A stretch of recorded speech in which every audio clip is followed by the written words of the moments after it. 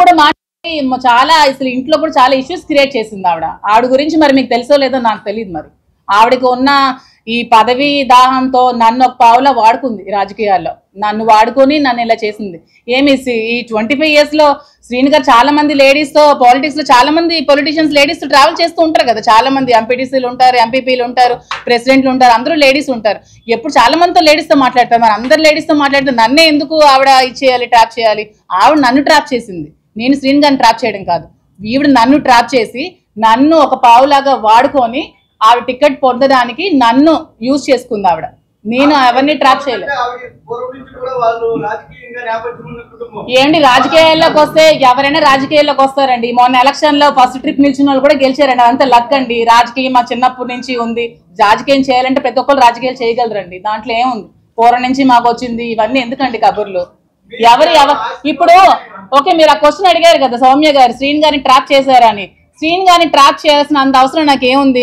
Morning press meet లో వాణి గారే చెప్పారు, ఫైనాన్షియల్ క్రైసిస్ లో మేము ఉన్నాము, శ్రీని గారు ఒక షర్టు బనియన్తో వచ్చారు, అతనికి ఏమీ లేదు అని చెప్పారు.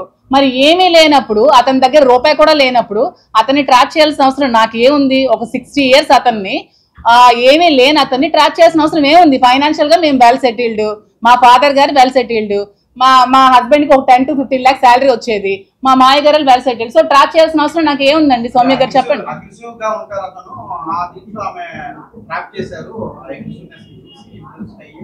అదేనండి, ట్రాప్ చేయడానికి చిన్నపిల్లలా అని అడుగుతున్నాను నేను. శ్రీని గారు ఏమైనా చిన్న పిల్లడా? ట్రాప్ చేస్తే పడిపోతారు చెప్పండి మీరు. ఆ ట్రాప్ చేస్తే పడిపోయేవాడైతే ఈ 25 years లో ఎవరు ట్రాప్ చేసినా పడిపోవాలి కదండి. ట్రాప్ చేస్తే పడిపోయేవాళ్ళు.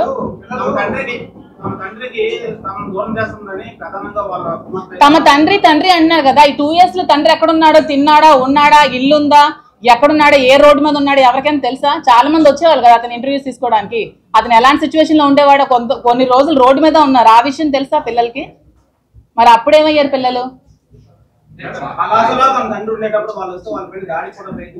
అది తండ్రి కోసం వాళ్ళు ఇక్కడ ఏం జరిగిందో అది మీరు వాళ్ళకి శ్రీని గారికి అడిగితే మీరు చెప్తారు అక్కడ ఏం జరిగింది. నేను ఆ సిచ్యువేషన్ లో లేను.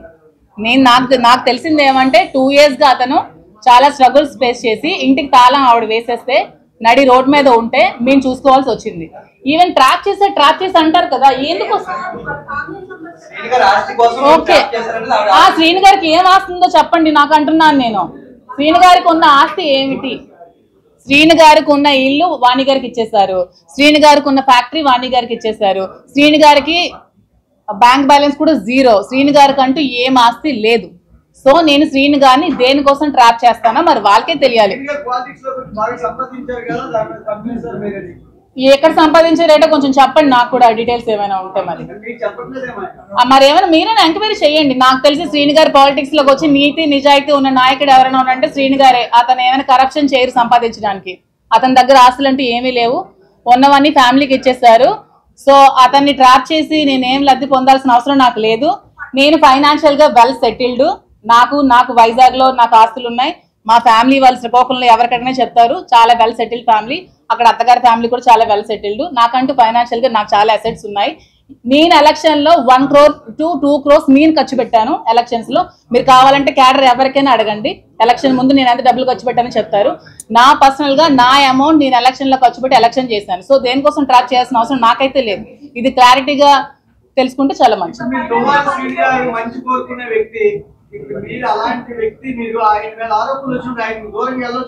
నేను ఇప్పుడు దూరంగానే ఉన్నానండి. వాళ్ళ ఫ్యామిలీ కావాలంటే కలవమానండి. అతనికి అదే అంటున్నాను కదా, ఆవిడకి ఏమైనా సమస్యలు ఉంటే వాళ్ళ హస్బెండ్ తో కూర్చొని తెలుసుకోమనండి పిల్లలకి, అతనికి. నన్ను మాత్రం లాగొద్దు అని చెప్తున్నాను. నేను ఇది చెప్పడానికి వచ్చాను. నన్ను బయటకి లాగొద్దు. నిజంగా ఆవిడకి హస్బెండ్ తో కలవాలనిపిస్తే హస్బెండ్ తో కలవమానండి, హస్బెండ్ తో మాట్లాడుకోమనండి, పిల్లల్ని హస్బెండ్ తో కలవమానండి. అది వాళ్ళ లైఫ్, వాళ్ళ ఫ్యామిలీ మ్యాటర్, నాకు సంబంధం లేని విషయం.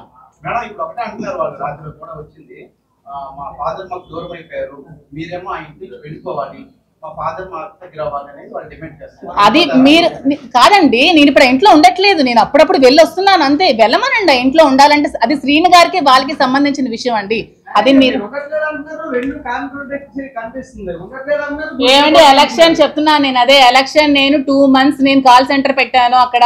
మీ చాలా సార్లు వచ్చావు కదా సౌమ్య, నువ్వు కూడా. నేను ఐపాక్ టీం పెట్టాను, ఎలక్షన్ దగ్గరుండి నేను చేశాను. నేను చేశాను, ఎలక్షన్ దగ్గరుండి చేశాను, నేను అక్కడ ఉన్నాను, ఎవరు అడిగినా చెప్తారు నేను ఉన్నాను, ఎలక్షన్ దగ్గరుండి చేశాను, ఫైనాన్షియల్ గా నా డబ్బులు నేను ఖర్చు పెట్టుకొని చేశాను, నేను ఉండి వచ్చానని చెప్తున్నాను కదా. దాంట్లో నేను దాయడానికి ఏముంది? డబ్బు కోసం కాదంటున్నారు, ప్రేమ కోసం దగ్గర అయ్యారా?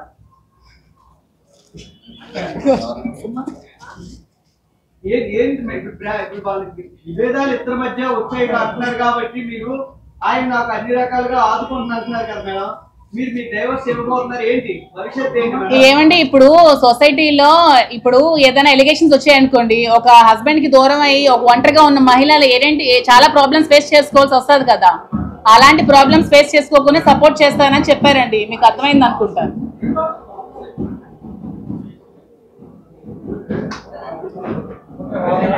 అర్థమైందా? ఇంకేమైనా క్వశ్చన్స్ ఉన్నాయా?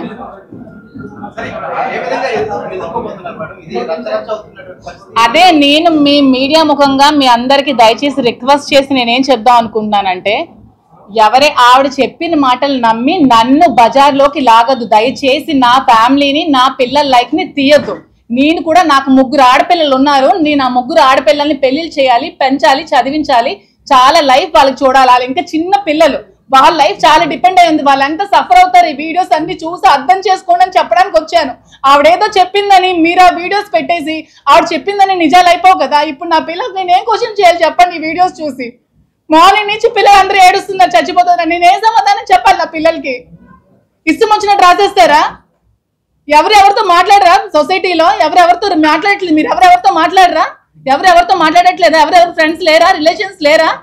దీని ఇంత ఇష్యూ చేసి నా మీదకి రావాలా?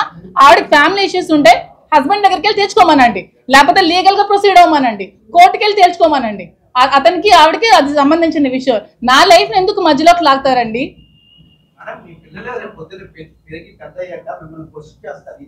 క్వశ్చన్ చేస్తే నేను ఇదే అదే ఎస్ మీరు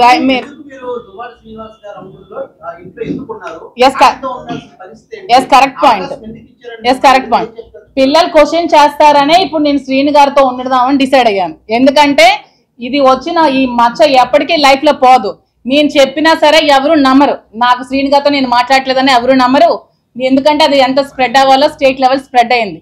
సో ఇక్కడతో ఇది ఎండ్ అయిపోతే పిల్లలకి మంచిది, నాకు మంచిదని డెసిషన్ నేను తీసుకోవాల్సి వచ్చింది. ఉంటా, అది మేము తర్వాత డిసైడ్ అవుతాం. అది మేమంతా మాట్లాడుకుంటాం. డైవర్స్ అవ్వకుండా పెళ్లి చేసుకోకూడదు కదండి. ఒక ఫ్రెండ్ గా ఉంటానండి, ఫ్రెండ్స్ కలిసి ఉండకూడదా?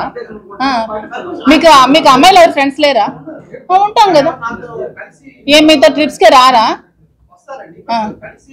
మీరు ఎప్పుడు గర్ల్ ఫ్రెండ్స్ మీరు ట్రిప్స్ కి ఎక్కడికి వెళ్ళలేదా? కలిసి ఉన్నంత మాత్రాన ఏదో కోరికలు ఉండిపోయినట్టే అండి. ఇంకేం ఉండవా? కష్ట సుఖాలు ఏమి ఉండవా? ఇప్పుడు మీరు ఏమీ లేకుండా ఉన్నారనుకో, ఇప్పుడు చూడు అలా కాదు. ఆద్యం మీరు ఇప్పుడు ఏమీ లేకుండా ఒంటరిగా ఎవరు లేకుండా ఉన్నారనుకో, అమ్మవారి దగ్గర టెంపుల్, టెంపుల్స్ కి వెళ్ళాం.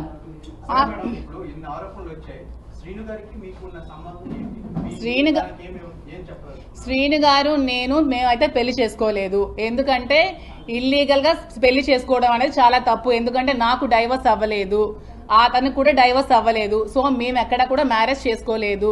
నేను అతనితో ఉంటున్నాను. అతను నాకు ఒక ఫ్రెండ్, ఒక ఫిలాసఫర్, ఒక గైడ్, అన్ని అతనే నాకు. ఎందుకంటే నేను సూసైడ్ చేసుకోవాల్సిన సిచ్యువేషన్ వచ్చినప్పుడు నువ్వు అలా ఏం చేసుకోవద్దు, నీకు నేను ఉన్నాను, నీకు ధైర్యంగా ఉంటాను, నువ్వు అధైర్య పడుకో, నాకు ధైర్యాన్ని ఇచ్చి నన్ను అతను ఒక సెక్యూర్డ్ గా ఉంచుతున్నారు. దాంట్లో తప్పేమీ లేదు కదా. నేను వాళ్ళ ఫ్యామిలీలో సహజీవనం ఎలా అవుతుందండి? అడల్టరీ అనుకోవచ్చు కదా. సహజీవనం అనేది పెళ్లి కాని వాళ్ళు చేసేది సహజీవనం అంటారు. పెళ్లి అయిన ఇద్దరు అమ్మాయి అబ్బాయి చేసేది అడల్టరీ అంటారు. అడల్టరీకి అక్కడ సుప్రీంకోర్టులో కూడా ఇది ఏం లేదు. దాన్ని Welcome to the world of opportunities where dreams meet reality. At Sun International Institute of Tourism and Management, we pride ourselves on being a world-class institution dedicated to nurturing talent and shaping careers. Sun International, Hyderabad, Visakhapatnam.